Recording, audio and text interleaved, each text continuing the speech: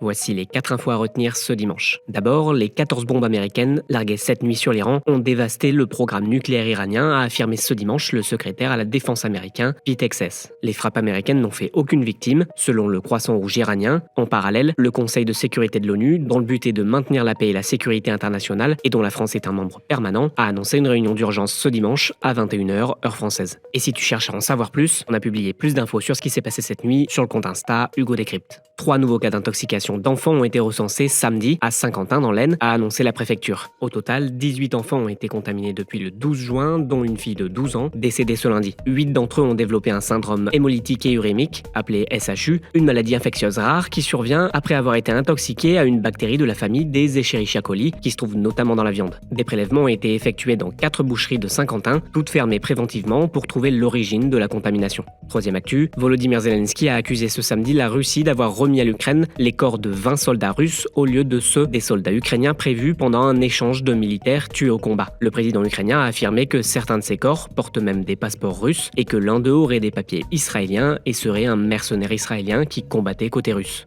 Et enfin, la vasque olympique a fait son retour dans le ciel de Paris ce samedi soir, moins d'1 an après son inauguration pour les Jeux de Paris, le 26 juillet 2024. Elle s'envolera tous les soirs cet été depuis le Jardin des Tuileries et jusqu'au 14 septembre, jour de la fête du sport, créée par Emmanuel Macron l'année dernière, après les Jeux de Paris.